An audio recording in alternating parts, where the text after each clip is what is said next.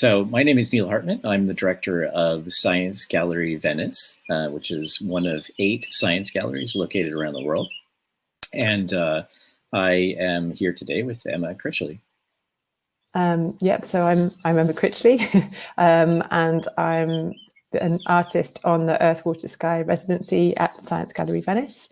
And my practice is mainly focused on the underwater environment. And I work with film, photography, sound and installation, and predominantly work underwater.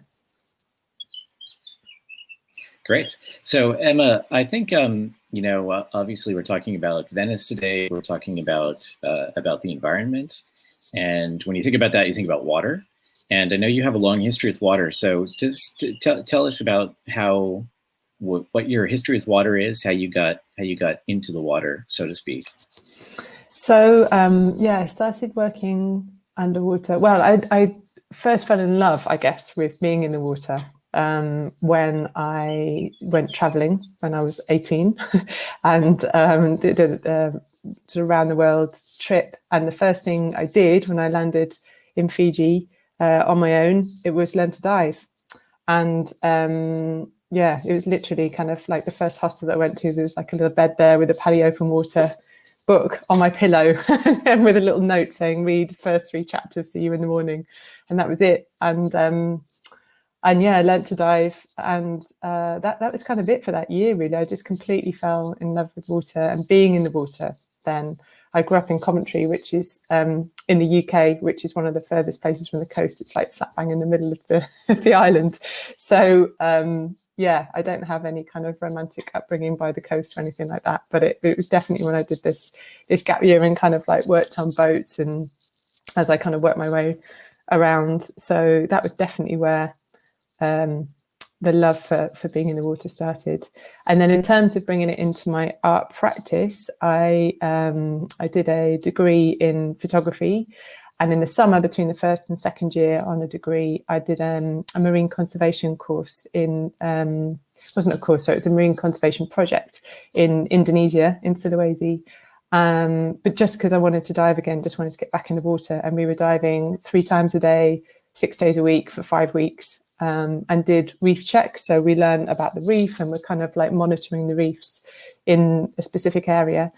And because I was doing this photography degree, I bought a very cheap, bright yellow point and shoot camera that was a film camera, and took it with me and started taking pictures there. And that's where it kind of all happened, really. And it was because it was a film camera, because digital cameras weren't really happening around then, sounding like a grandma, but it was a film camera. It was very much for me about the experience of being in the water and working in that space. And that's something that definitely kind of is a thread throughout my practice. It's about this very experiential process and what happens when we enter that space. So it wasn't that I could take the pictures and see what was happening and thinking, wow, look at the pictures. It was about working in that space and being with other people and creatures in that space, and just really noticing and what it was like for me and for the world that I was photographing.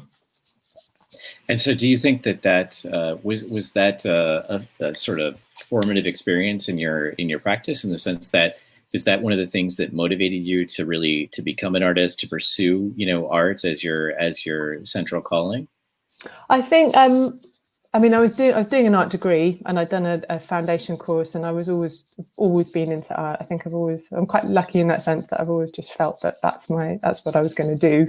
But it was definitely the point where it clicked in terms of my speciality or specialism. I was just became really obsessed with working in that space, really. And it was great doing it on a course that was just a fine art photography course. It wasn't a marine conservation photography course. It wasn't. It was a fine art course, basically. So there was a lot of questioning about the space and why I was working in that space and that kind of thing, which really fascinated me. And nobody knew what to do with me in one sense, because the tutors had never worked with someone who'd worked in the water before. So it was interesting, I think, on a lot of like the questioning was really interesting, and that's what kind of kept me going. And so how did that lead you then to, start looking at sustainability in the environment and looking at that in your art, and in your artistic practice? So I've always been very interested in, or very conscious about, environmental issues. Or I say always, for a long time, I've been very interested in environmental issues, and not wanted to shoehorn it into my work, but been kind of wanting to find a way of bringing it into my work that felt right.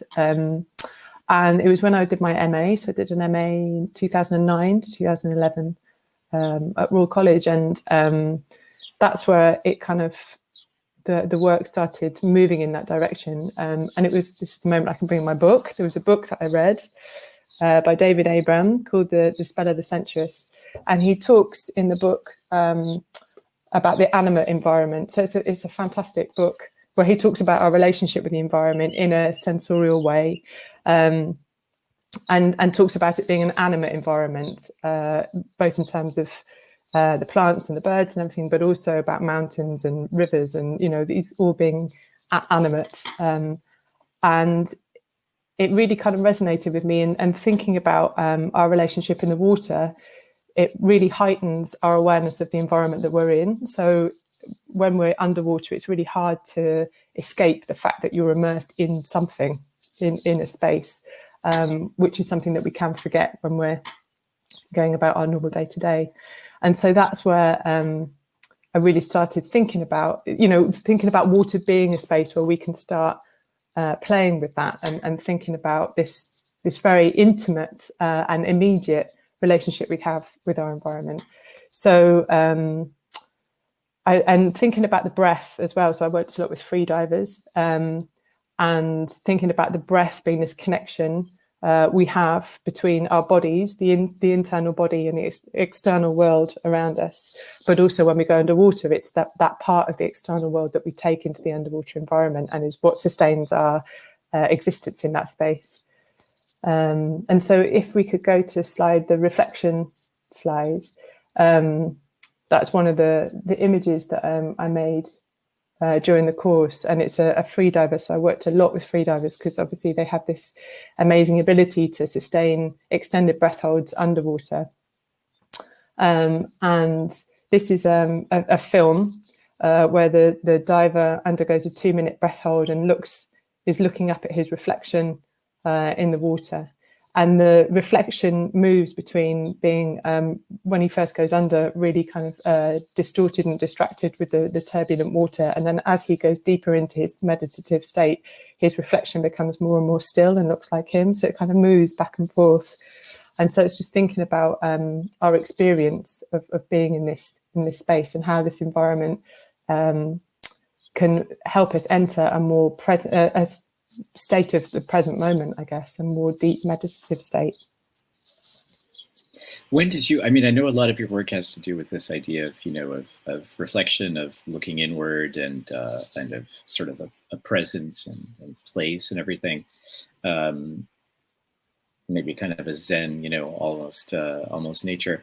But when did you connect that with environmentalism? For lack of a better word. When did you connect our relationship with, the climate and the climate crisis with this aspect of looking inwards and of being present, this kind of thing? I think it's about thinking about our relationship with the space that we live in, and think a lot of the time when we think about environmental issues, it's very much about an environment that's out there. And often people talk about, it's so big and so distant, and how can we connect with it? And it's very much for me about bringing it into the very immediate and personal space that we live in, and just thinking about how our interactions, everything that we do affects the space around us, and vice versa, that the space around us affects us. I'm not sure whether that's answering your question, but it's about, I think, especially working with free divers and just being in the water, we lose the ability to speak. And so we shift into a much more sensorial, meditative, present moment space that is just us interacting with the space around us. And so that was, for me, it's kind of a process or a way of thinking in that way, and thinking about our environment. And as work's evolved, it's become more overt, I guess, this relationship with the environment. And so there's work like the next slide, where we've got Common Heritage, is the last film that I made, is thinking about, or is about deep sea mining for rare earth minerals, which is a very, very imminent threat to the oceans at the moment. So at the moment, exploration licenses for deep sea mining for rare earth minerals have been given out for the last few years. But exploitation licenses are literally about to be granted, literally next month. They're trying to come up with laws to kind of protect certain spaces at the moment. So yeah, it's shifted to become much more, centered around specific political issues. But I think it still has that, even within that film, like that picture that just came up, the film still, there's a freediver in that, which is about our internal draw or drive to always explore, always exploit, to drive, to push frontiers, to kind of, so there's this human drive, I guess, it's questioning, the film's very much questioning about our current state and looking back at the history, and are we about to repeat what's happened again and again and again throughout history? It's like we've got a moment where we could not exploit, we could not do it, but there's just this momentum that just feels like we are going to, and that's kind of the motif of the diver in the film. They're constantly kissing up and just getting ready to go in anyway. No matter what we do, it's going to happen, which sounds quite defeatist, but it's thinking about these kind of internal drives, I guess. Yeah, I mean, there's been a lot of, I think, observation that the thing that makes us human, that makes us what we are, that has allowed us to achieve remarkable things, is the exact same impulse that obviously is leading us to our destruction in some ways. Yeah, which I think doesn't have to be pessimistic. I think that that same, ingenuity that leads people, to obviously accomplish the kind of advances that have been exploiting the world. Yeah, I think can also obviously lead people to decide to go in a different direction, but it has to be redirected, and part of that is, it seems, looking inward, and understanding our connection with the environment, which is exactly what you're showing in your work. Yeah. Let's talk about the residency. And about Venice. So Venice, obviously a city built on the water, a city that relies on the functioning of the lagoon ecosystem in order to survive.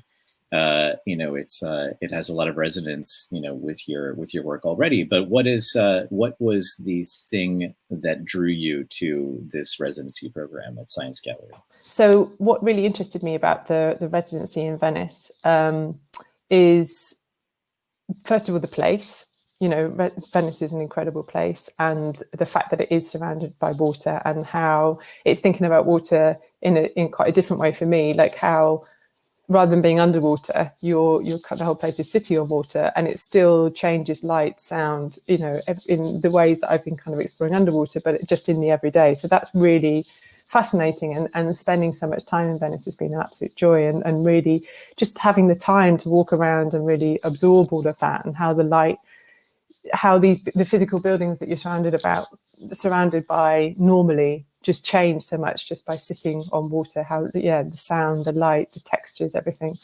And then the call out itself specifically to work with the Ice Memory Project really resonated, because I did a residency called Culture and Climate Change Future Scenarios back in 2016. And one of the first things we did was go to the British Antarctic Survey, and I was lucky enough there to hold an ice core, to hold part of an ice core, and experience the core melting in my hand, and the crackling sound of these ancient atmospheres releasing. And it was this really incredible moment, because, just to have in your hands, like, first of all, ice from thousands of years ago, but then to have the atmosphere, the air from so long ago, releasing, and it was just quite an amazing moment.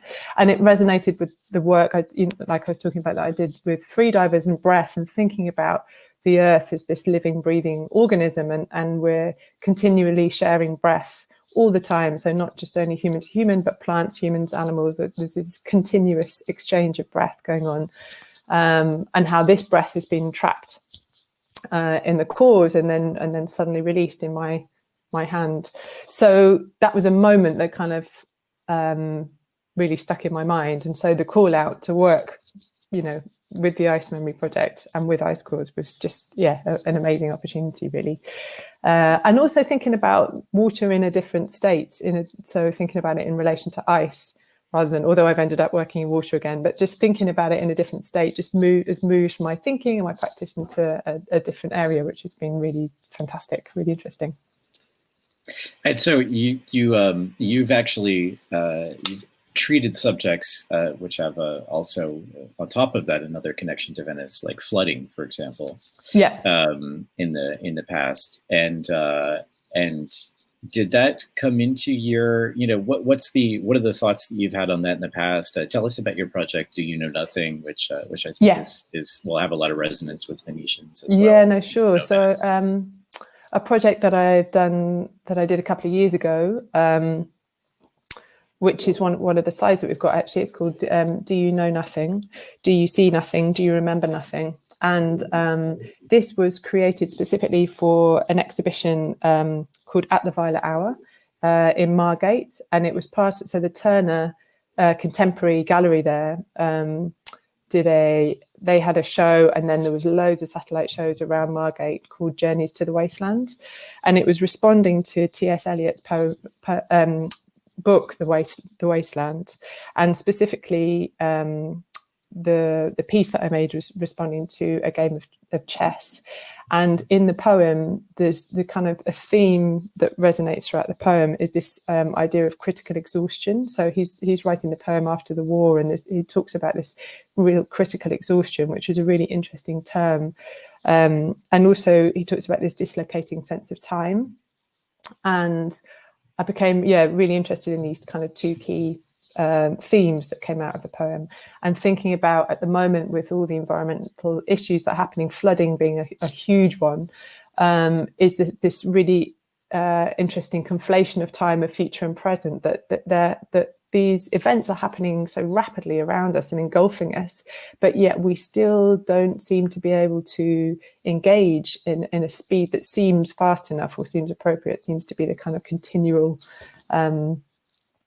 problem or things, that we seem to be grappling with. So the exhibition was in this amazing hotel, the Nayland Rock Hotel, which in its day would have been this huge, incredible, grand hotel that's right on Margate Sands, has kind of fallen into disrepair. It's about to be renovated, which is why they allowed us in. And it's quite incredible because on the first two floors, it's still a functioning hotel. But on the fourth and the fifth floor, which we were in, is completely just been left to ruin. To the extent that there are rooms that just say toxic on the door because pigeons have taken over, kind of thing. And so we took over the top two floors of the hotel, we being a group of 15, I think, artists. And we inhabited the space for a while and made work in response to the space. And so I made the work, this room looked like it was flooded, so it was responding. So the room was kind of peeling away anyway, so it's kind of using what was already happening in there and then just accentuating it. So it's a room that looks like it floods at high tide, so there's a flood line all around the room, and then the idea is there's a character who lives in this room that's just adapted and is just continuing to live in this space as if nothing has kind of happened. They just oik all the furnitures up at high tide and continue and then drop them down again. So it was just kind of responding to that.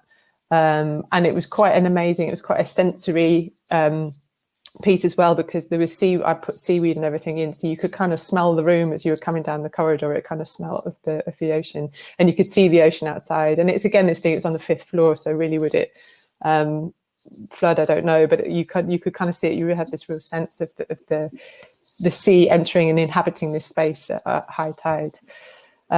So that again very much relates to Venice and kind of what's happening there. And that was quite a recent work. So that was another thing that really resonated with spending time in a place where that happens.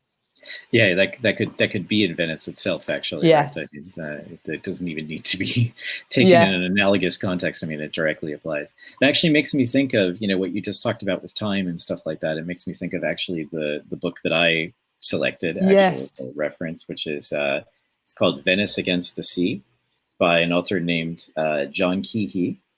and it's a bit outdated. It was published around 2000 or 2002, but it gives, up until that time, kind of a historical sort of treatment to the problem and the situation of Venice in its relationship with the lagoon and with the ocean, well, with the sea, I should say, because it's the Adriatic, and the rivers that empty into the lagoon, and how mankind has dealt with this over the centuries, basically.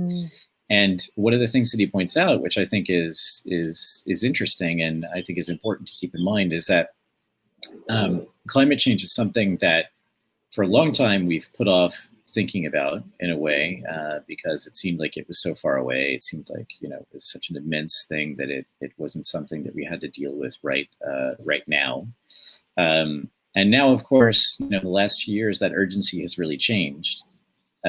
Which I think is important to note, but at the same time, it doesn't mean that we're going to solve it tomorrow. It means that it's going to take a long commitment. And the story of Venice dealing with changes in the lagoon, with its own vulnerability, is a story of centuries, basically. Of raising the pavements, of diverting the rivers, of building up defenses around the lagoon, and so it's something that generations have lived with. And this book, I think, points that out in a very interesting way. And it's something that generations from now will have to live with and have to deal with as well. So this element of time is very, I think, very critical, because it very frequently either puts people off or makes them feel like it's too late, and obviously both of those are very detrimental to our survival as both a city and a people. So let's move on and talk about your project with the residency. So you mentioned Ice Memory. Tell us a little bit more, just quickly, about that project, and then about the work that you are making that is coming out of that project. About Ice Memory? Yeah. Just give us a little bit of context about the project itself. So when you received the residency, Earth, Water, Sky residency program in Venice, then you came and you worked with some researchers at Ca' Foscari working on this Ice Memory project. But give us a little bit of information about that project, and then about how you took that and transformed it into the piece that you're currently finishing for the residency. Yeah. So Ice Memory project is an incredible project where they're collecting ice cores. They're collecting ice cores from non-polar regions initially, anyway, around the world, and putting them into an archive in Antarctica. And ice cores themselves are this incredible record of our climatic past. So as ice forms, it kind of collects what's in the atmosphere and then forms these layers. And then as they compress on top of each other, you get this incredible record of the climatic past. And it's stored in ice and air. And as the glaciers are formed, they become more and more compressed. So it's kind of like the rings of a tree. You can kind of trace years in history, and then through analysing the air that's released, you can relate them to different events in time. And what really interested me about the Ice Memory project is the way that it's working in non-polar regions, because they're the first places where they will lose their ice. So it's a really key project. It's a very critical time, because a lot of these glaciers are going to disappear and these records will go forever. So that's what I really love about it, is the way that it's thinking about the future. And Professor Carlo Barbante, who I've been working with, very much talks about the idea that they want to have this archive because the scientists will be able to analyze them in ways that they can't at the moment. So it's very future thinking, which is fantastic, or forward thinking, because scientists in the future will be able to glean information from them that in ways that we can't think of yet, or they can't think of yet, which is really great. So there's a lot about that project that really interested me. And so when I first arrived, I met up with Carlo a few times and had conversations, and also other people within the Ice Memory team. And it was very much about conversations, talking about different aspects of the research, reading papers, that kind of thing. So it's a lot of research. Was reading a lot of papers and connecting with different people. So obviously people had different areas of specialisms that I became interested in. So I was connected with those people that were in Karfostry, but also around the world. So I also ended up on Skype quite a lot, because we used Skype then. It wasn't that long ago, but it was Skype, not Zoom. And we're having lots of conversations with different people to kind of work out. So for me, it was very much a process of asking lots and lots of questions, and then kind of trying to hone in on some of the key ideas that I became interested in. And the few things that kind of resonated from the start was, one of the things was thinking about who is analysing the ice cores and against whose histories. So the way that they date the cores is finding key events that happened. So things like Fukushima, you can pick up the traces of that quite a lot, like around the world. So if you kind of look for big major events, atmospheric events that you can find that happen like globally, you can pick them up and date the core against those, and that's kind of like a starting point. But then there's other events. So it's just really interesting the way that that the circulations happen in the world, like how air and water move around the globe. And so you can pick up an event, or you can find remnants of an event that happened, I don't know, 50 miles away or further than that, in an ice core. And what I became really interested in is whose histories are being told. So the stories that come out of that data, and who's analysing, not specifically who's analysed, but whose histories are being told against the data, because they can obviously be, you can draw on any number of things that happened at a certain time. So that was kind of one of the key things. And also thinking about the way that yes, we are affecting the climate, but also how the climate is affecting us, and kind of both individual and societal happenings that have been affected through climate that we might not necessarily think about first of all. So one example, which I then started working out through workshops. So I basically did a series of workshops after that. So one was a narrative workshop where one of the Ice Memory team came in, Francois Bogai came and talked about some of the research that he'd been looking at. And one of the pieces of research was looking at, so there was a volcano that erupted in Iceland, and it was such a huge, it erupted for so long, and so many particles were thrown into the atmosphere that it created this huge cloud over the whole of the northern hemisphere. It was huge.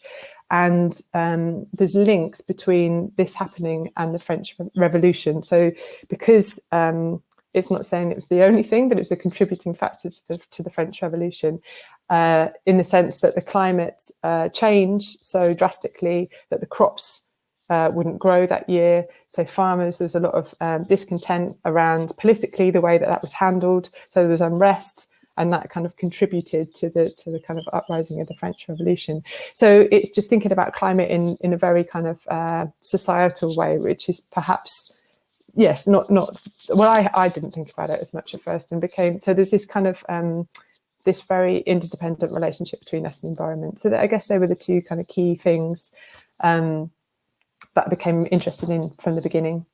And then I also, so the piece in the end is working with dancers, with movement in water. And so the other workshop that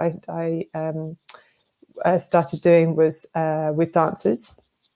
And we, again, started looking at the research and interpreting that and into movement, which is really interesting and useful for me, because it became quite research heavy at the beginning, and so I was reading a lot of papers and doing a lot of research. And to me, through this process of doing these workshops, it was really useful for me to kind of open it up and started thinking more creatively about it. So I should say, sorry, with the narrative workshop, we took this research and then worked up stories. So we worked in different groups, and then people started creating their own stories around the research from the position of, it could be a human, but it could be a tree, or it could be a glacier. So they were telling a story of an event what it might have been like to inhabit, to be in that event itself, from the perspective of any different character that came out of the story. And then with the dance workshops, we were thinking about the idea of archives. We did quite a lot of different explorations, but actually this is one of the images that you can see, the dance workshop image that will come up. You can see we were looking at ice cores and thinking about this idea of archives, and then thinking about the body as an archive. So thinking about that in different ways. So like our hair and our skin, you can analyze as a way of looking of what's been in our body, what we've consumed in our body. Thinking about DNA and this kind of biological lineage that we have in our bodies, that's another archive. Thinking about the cultural heritage archive, and also our emotional and experiential archive. So all these different ways that our past has affected who we are. And then again, started thinking about these two in relation to each other. So thinking about the archive of the ice and the earth, and then thinking about the archive of the body, and then started working them into different movements. Now you worked with these dancers, talking about the stories and the narratives and the kind of keywords that came out of this research and out of these ice cores and the events that happened around them and caused certain features. But then the final implementation of this dance is in Europe's deepest freediving pool, or is it the world's? It's the world's deepest, the or Europe's deepest? Yeah, the world's deepest freediving pool, which is not far from Venice. Yeah. And so you had dancers then that were dancing, following this choreography that you worked on with them underwater. So how did that work? Were they divers? Were they? I mean, did you have to train them? How did that? How is it possible to take this and translate it from the surface to underwater? So so we, in the final piece, I ended up working with 3 people, 2 of which were dancers who'd never worked in water, and 1 was a freediver who'd not danced before. And the last set of workshops we did were in water, so there were kind of workshops and auditions at the same time. So everybody, I think there were like 10 people that we had. We did 2 sessions, and they all had some initial training to work underwater. So that's kind of what everyone got. So we had a day or 2 days with 2 different groups, where they had some initial freedive training, and then we started working with very simple movements in the water with them. And then for the piece itself, so from there I selected 2 dancers, and here we can see them training, or having some training about how to clear their masks. And then when the dancers were chosen, we had 2 weeks actually in 2 sections, where the dancers, they got freedive training. So before we started the 2 weeks, they got a weekend freediving training. So they got their certification as freedivers. So absolutely all credit to them. I was asking a huge amount from them. And so after doing their initial training, we then had a week where we started working together, because I really like collaborating with people, and it's very much about their experience as well as my own. And so we had this week where we started working in the water with some of the key themes that I'd pulled out from the research, and then that was like before Christmas, and then we came back again in January and started working more specifically about the choreography. And it was a huge thing. And then I wanted to work with a freediver as well, because I wanted to work a bit deeper. So the image, the final image that we can see on the slides, is that this is of the freediver who's over the big 40-meter drop off, which looks like a core, which is one of the reasons I was really interested in it. So I wanted to work with a freediver who was more experienced at working at depth.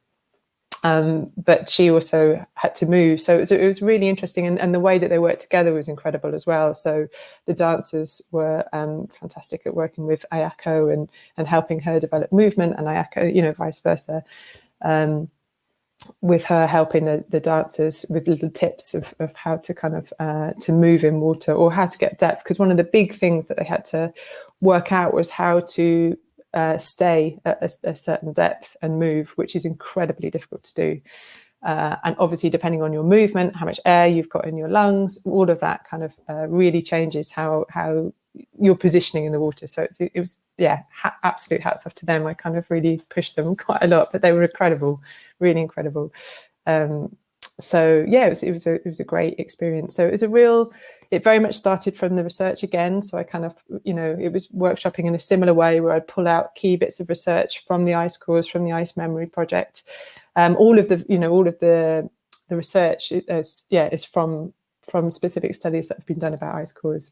And then thinking about that in relation to movement, we'd think about it at the surface of the water in air, we'd think about movement, and then we try that movement in water. 9 times out of 10, it'd have to change because it would be too difficult to do that in water, so we'd have to adapt it. So it's very much a process of working it out together. Yeah, I love that image. I mean, I love this concept of, taking these stories from the past, both human stories and environmental stories, and then having dancers, enact them within this cylinder, like you say, that has this resonance with the ice core. It's almost like looking into the past, of a core from this Ice Memory Project, and seeing, somebody perform something that unveils, what's hidden there within, basically. And I think that's it's a beautiful, message, and I think it's going to be striking visually. And so this is a video installation, is that right? Yeah. And so so this installation is slated to be shown next year with Science Gallery in 2021. It was supposed to be this year, but because of obvious reasons, it's not.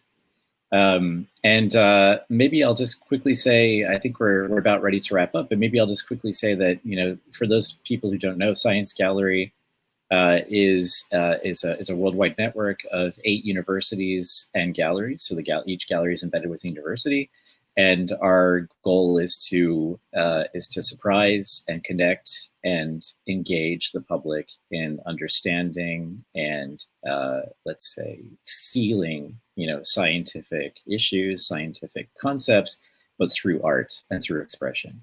And so I think that your residency project is a great example of that, because, when you think about drilling a hole in ice, and pulling up some ice from, 500 years ago or 1,000 years ago or 10,000 years ago, whatever, I think most people might look at that and say, oh, okay, it's a piece of ice. But actually, no, it's stories, it's human stories, it's our history embedded in this record. And now you've created it into a performance, that then we will be able to show people, and I think it's exactly that kind of multidisciplinary process that we try to use at Science Gallery in order to show people a different side, of science and a different side of art as well. Okay, thanks, Emma. That was really fascinating. And I just want to be sure to say that the Earth, Water, Sky residency program is curated by Ariane Koch.